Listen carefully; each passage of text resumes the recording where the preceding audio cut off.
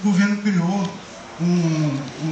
uma linha, um programa chamado REUF, que recentemente começou a injetar um pouco mais de recursos para a gente recuperar algumas estruturas, algumas obras e aparelhagem sucateada. Mas, sem dúvida alguma, isso precisa ser muito consolidado. Em relação ao pessoal, a gente vive um paradoxo incrível.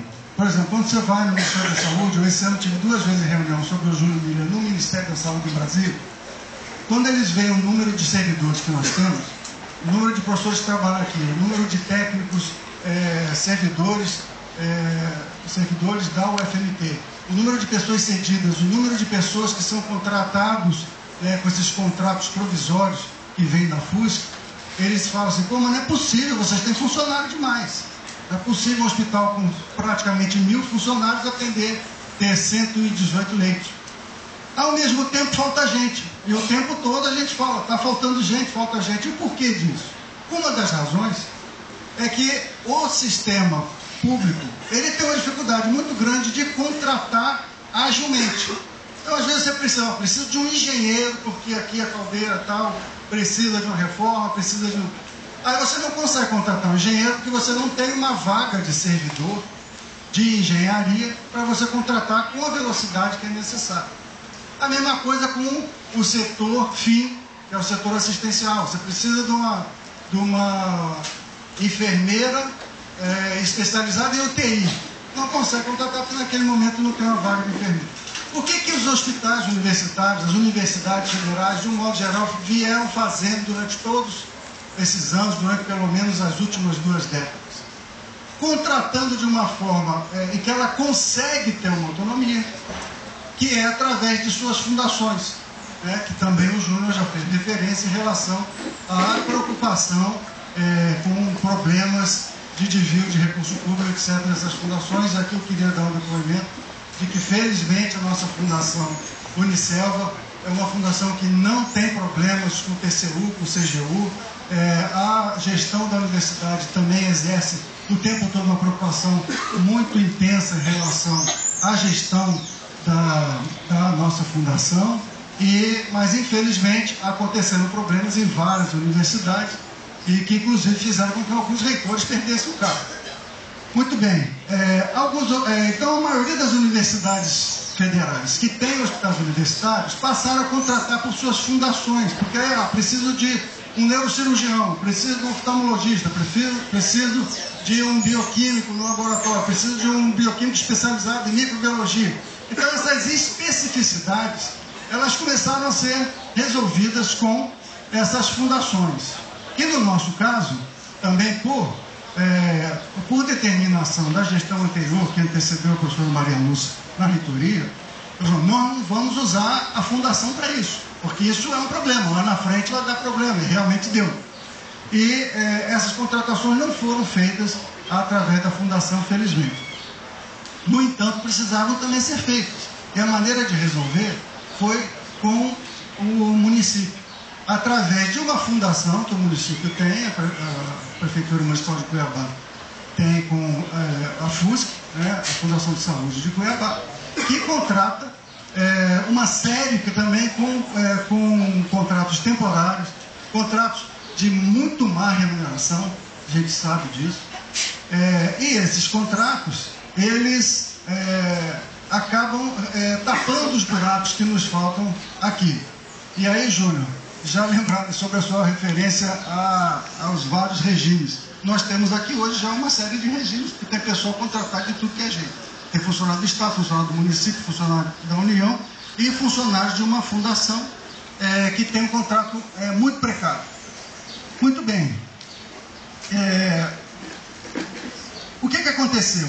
O TCU, ele começou a falar para o MEC, para as universidades, que esses contratos, através das fundações, que eles eram irregulares e que eles tinham que ser terminados. Até um momento, eu não me lembro que ano, foi 2009 ou 2010, o TCU deu um prazo para o MEC, falou, tem que acabar, esse pessoal tem que ser demitido, receber seus direitos e tem que ser contratado de outro jeito. Pausa, respirar.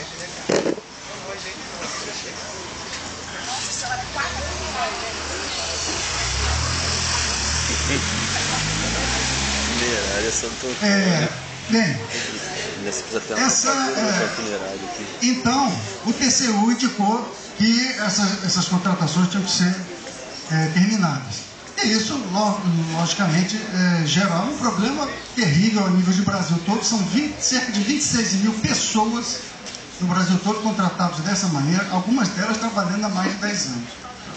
Então, o que o governo acabou sugerindo para resolver essa questão, também pensando na necessidade de uma agilidade maior para contratações, criou, primeiro fez a proposta de fundação estatal, que ninguém gostava, eles acabaram retirando isso, e entraram então com a da empresa que o Lula, no seu último dia de governo, colocou como medida provisória, se não me engano, e que depois passou como lei, que é a tal Lei 12.550, que foi no início desse ano, que ela foi aprovada no Congresso Nacional.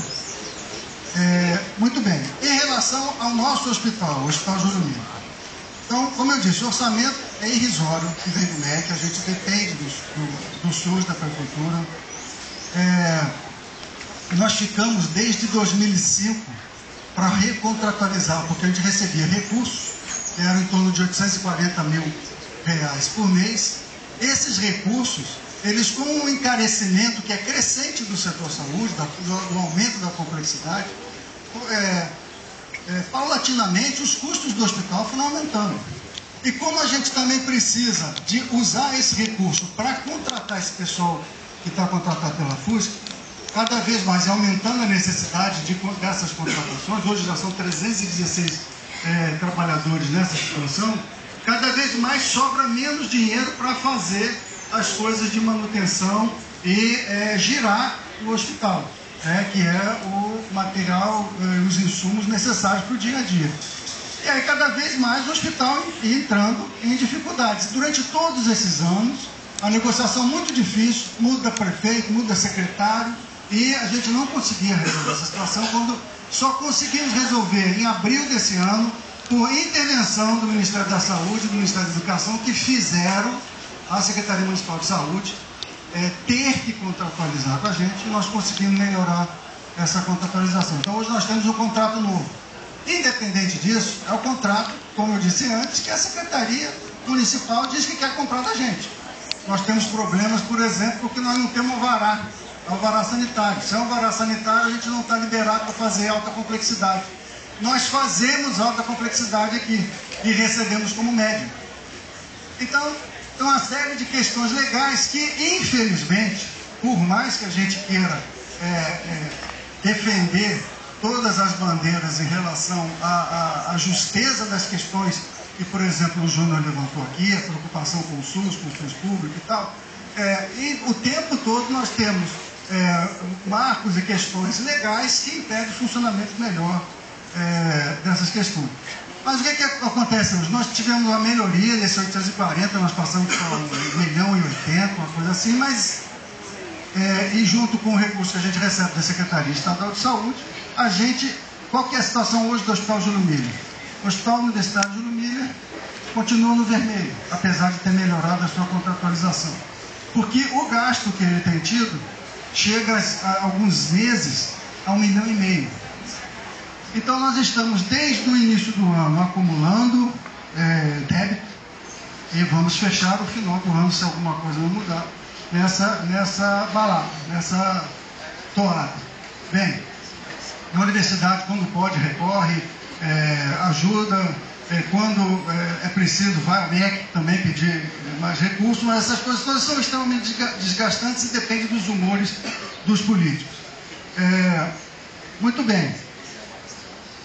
Algumas conquistas foram feitas nesse ano recentemente. Por exemplo, agora nós conseguimos o alvará de funcionamento, que prendia o alvará sanitário. Nós queremos, inclusive, agradecer o empenho de alguns políticos da cidade, no sentido de conseguir isso, em especial o professor Eduardo Della Mônica, que ajudou muito com algumas ações, inclusive visitando o prefeito, conseguimos que essas coisas fossem adiantadas. Além disso, tivemos a certificação que estava pendente do hospital pelo Ministério da Saúde e pelo Ministério da Educação, recentemente conseguindo através do esforço da equipe do professor Elias e de todas as comissões que fazem parte da gestão do hospital universitário. Mas, de qualquer maneira, o que isso aponta? Que a administração do hospital tem que começar a pensar em diminuir gastos, porque todo mês ele está 100 mil, 200 mil no negativo. E como é que você diminui gasto? Vou ter que diminuir a folha de pagamento desses funcionários contratados. É uma maneira. É possível fazer isso? Tem que tentar economizar e diminuir o gasto de insumos. Temos aonde agir com isso? Tem que diminuir conta de luz, conta de água. É possível fazer isso num sistema cada vez precisando de mais recursos? Então, vamos tentar aumentar as nossas atividades de alta complexidade para tentar uma remuneração melhor. E aí nós temos que sentar de novo com o município para contratualizar isso. E, lógico, todas essas ações, elas precisam ser feitas e a gente tem a intenção de fazer. Mas vejam que a autonomia da gestão, tanto do hospital quanto da universidade, elas são muito pequenas. Então, hoje a gente, é muito difícil a gente falar, vai perder a autonomia. Qual é a autonomia que nós vamos perder? É uma primeira questão. Bem, em relação a essa empresa, né, uma coisa que me preocupa, e eu queria também voltar ao que o Júnior falou, é a questão da gente de corrigir algumas coisas que estão sendo colocadas, e aí o Júnior foi correto nisso. Ele falou, essa empresa ela é pública. Então nós falamos, isso não tem nada a ver com a ESH ou OCIP, ele também disse isso. Isso é completa verdade. A OCIP, o governo, contrata uma firma que vai gerir, vai fazer o que quiser daquele hospital. A empresa brasileira de serviços hospitalares, o texto de lei que a cria, e eu recomendo a todos os senhores lerem o texto da lei, porque isso é importante. E aí eu me reporto também ao professor Amâncio Carvalho, que nos visitou uns 2 meses atrás, participou de um debate como esse lá na UFMT, no campo de Cochipó, e ele falou, tem que ter controle social, porque na lei está escrito uma série de coisas. Se saiu da lei, é só ir no Ministério Público. É só fazer todos os movimentos e toda a pressão que o controle social tem que fazer seu papel e deve fazer. Bem, o texto que cria a empresa fala o seguinte: a EBSER é uma empresa pública vinculada ao MEC, com personalidade jurídica de direito privado, com patrimônio próprio. E aí eu me reportei a uma outra lei, uma lei de 1967, que tem exatamente esse texto. A única diferença é que não vincula ao MEC, vincula ao Ministério da Agricultura e do Abastecimento, que é a Embrapa. Alguns dos senhores certamente conhecem a Embrapa. É uma empresa pública ligada ao Ministério da Agricultura e que tem prestado serviços de extrema importância na pesquisa e desenvolvimento da agropecuária no país. É uma empresa pública. Ninguém fala, a Embrapa é privada. Mas a Embrapa é uma empresa pública de direito privado. O contexto jurídico que cria a EBSER é completamente igual ao da Embrapa. Tá? Então, essa é uma coisa importante de se lembrar. Agora, existe uma série de coisas que estão ainda por ser respondidas e que deixa todo mundo, inclusive os gestores, né, principalmente os gestores, preocupados. Não está definido o orçamento, né? Não está definido qual é o plano de cargos e salários através de CLT, que vai ser de fato executado nessa empresa. E, não se sabe exatamente qual que é a tal eles falam que vai haver uma complementação salarial, ou seja, tem muita coisa ainda nebulosa e precisaria ser esclarecida até agora. Eu queria lembrar ali, senhores, a gente tem aquele cartaz ali que há muito tempo está sendo vinculado com um paciente com a faca cravada nas costas entrando numa maca, né, num hospital que é controlado pela EBSER, e que ele está ali tendo que tirar dinheiro da carteira, deve estar doendo um bocado, porque estava com o mesmo braço do lado que a faca está. Então, ele fala assim, o camarada vai ter que pagar. E isso é uma das coisas que falam em relação à privatização. É importante desmistificar isso. Tá? Não, a EBSER foi criada para ajudar os hospitais universitários. Nós podemos aqui passar o resto da semana discutindo se essa é a melhor maneira ou não. E em vários pontos eu vou concordar com quem acha que a EBSER não é a solução. Agora, dizer que a EBSER vai privatizar o atendimento é uma falácia. Na verdade, não é um argumento correto. Até porque a lei fala assim, é uma empresa, tá? Trata-se de uma empresa pública, no artigo 1º da lei está assim, com capital social integralmente sob propriedade da União, está no artigo 2º da lei, com recursos oriundos da União, parágrafo único do artigo 2º. A EBSER terá por finalidade prestação de serviços gratuitos de assistência médica, hospitalar, ambulatorial, de apoio diagnóstico e terapêutico à comunidade, observando a autonomia universitária. Está no artigo 3º. Essas atividades de assistência à saúde estarão inseridas integral e exclusivamente no âmbito do SUS, que é o parágrafo 1º do artigo 3º.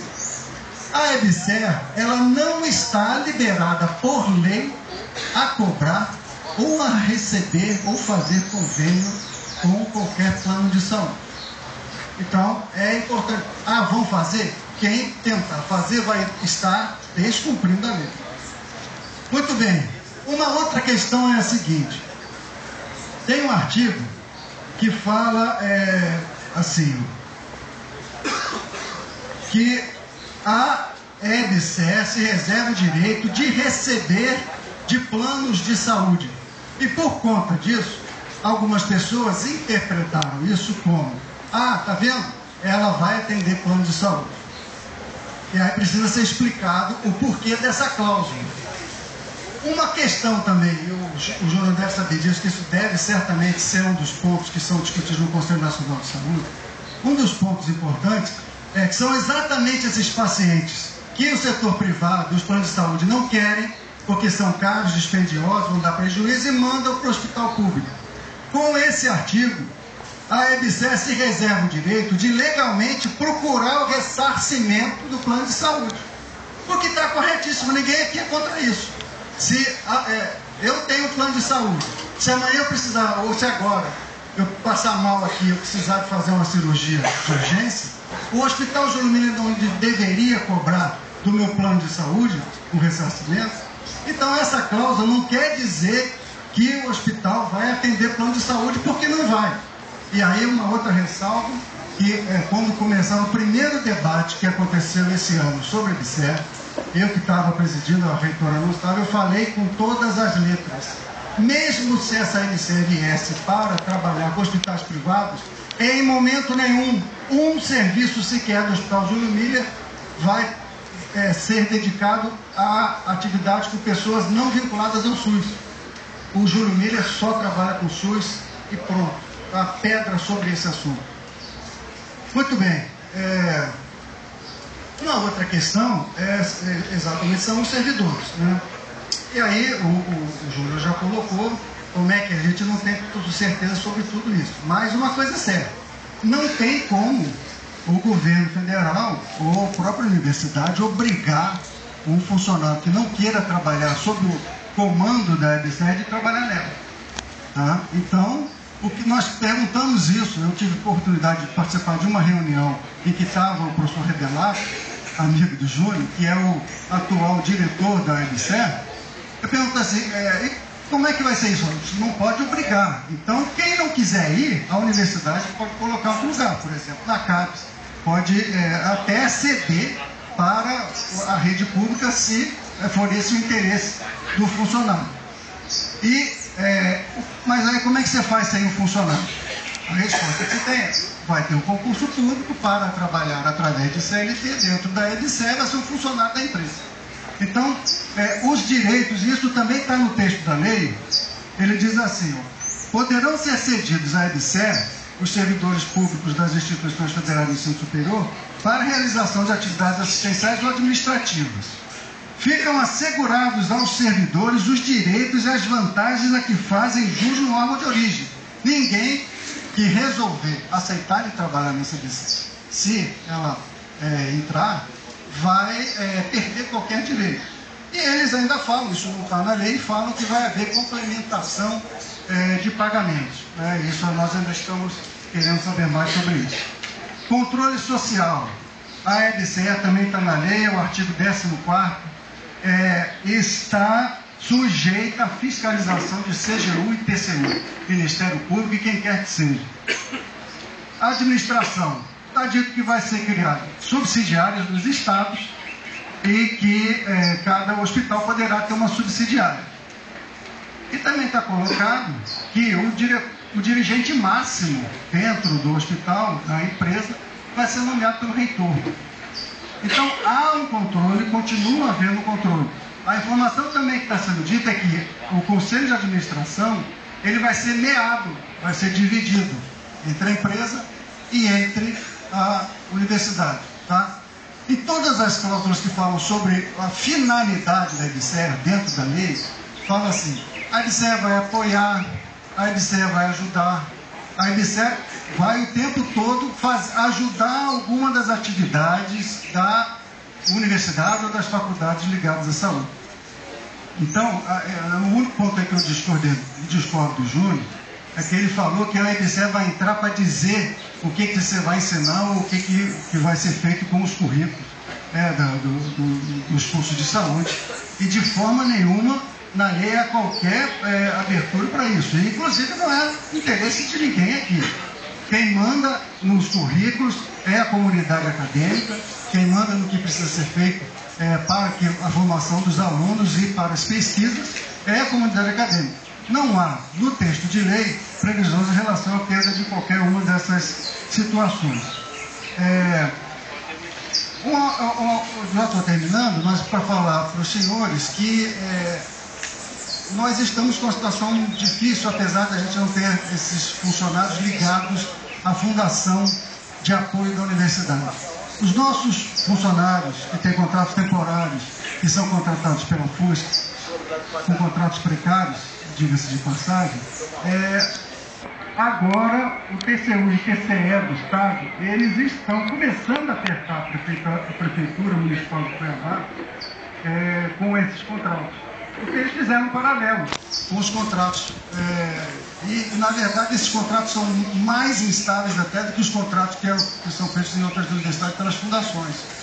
Então, há a possibilidade de que, além dos problemas financeiros que eu falo para vocês, que a gente comece a ter problemas importantes de pessoal, até porque o Estado está agora cobrando da universidade que a universidade devolva o salário de todas as pessoas que foram cedidas com os 70 técnicos que nós temos aqui, entre médicos, enfermeiros, auxiliares, bioquímicos.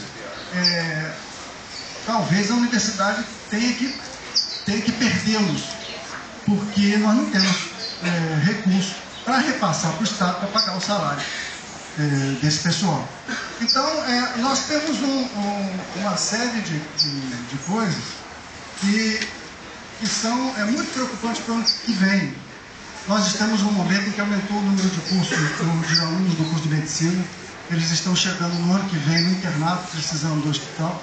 Nós estamos num momento em que cada vez mais aumentamos graças a Deus, nossos programas de residência médica e residência multiprofissional, precisando de campo de estágio. E com essas limitações orçamentárias, essas limitações de pessoal, a gente teme que ano que vem haja uma possibilidade, inclusive, de diminuição de leitos, de diminuição de serviços. Essa é uma preocupação grande que nós temos e, por conta disso, eu não posso deixar de trazer a vocês as apreensões que perpassam pela administração da universidade. Uma última questão, já estou terminando, uma última questão que eu acho importante. Eu conversei, como eu falei, eu participei de uma reunião que o professor Rebelado estava fazendo alguns esclarecimentos, e eu questionei da seguinte maneira. Hoje, os hospitais universitários são obrigados a contratualizar com o município, com o Estado. Essas contratualizações são normalmente desvantajosas para a maioria deles. Vários hospitais universitários tiveram que diminuir leitos já, a gente está sob essa égide agora também. E como é que o senhor entende que o fato simplesmente de criar uma empresa vai resolver esse problema? Nós vamos continuar tendo que contratualizar com o SUS. E aí ele me explicou o seguinte, porque uma empresa pública, como a Petrobras, ela dá lucro. O governo não bota um centavo, pelo contrário, ele tira, né? Muitas vezes ele vai lá na Petrobras e pega dinheiro. Mas uma empresa que vai gerir esses hospitais deficitários, não tem jeito dela dar lucro, por melhor que seja o administrador que seja contratado. E aí ele falou, a empresa brasileira de serviços hospitalares está sendo vista pelo governo, assim como a Embrapa, por exemplo. A Embrapa não dá lucro. A Embrapa, ela desenvolve no setor em que ela trabalha e faz um serviço muito bom nesse sentido. A ideia, ele me falou assim, o governo federal está vendo a EBSER como uma empresa pública dependente. O que é isso? Por exemplo, a Petrobras é independente, ela gera recursos. A Embrapa não é independente, ela precisa de ser financiada. O que ele quis dizer com isso é que há um entendimento do governo que vai precisar colocar dinheiro na empresa para a empresa poder de fato apoiar os hospitais universitários. Agora, e aí toda essa questão veio há muito tempo já discutindo isso com a Leia, a preocupação é que essas coisas ainda não estão muito bem definidas. Nós não sabemos sobre orçamento, nós não sabemos sobre plano de cargos e salários, e, portanto, ainda existem algumas incógnitas importantes. Mas é importante vocês entenderem que essa empresa não representa uma privatização como, às vezes, as pessoas menos informadas podem estar achando que é. Tá? Eu poderia até concordar que é uma terceirização partilhada de gestão, mas uma terceirização partilhada de gestão com uma empresa pública e que vai ter o seu diretor nomeado pelo reitor. Então, eu acho que isso ameniza um pouco as questões, as preocupações que podem haver em relação a isso. Obrigado pela atenção do senhor.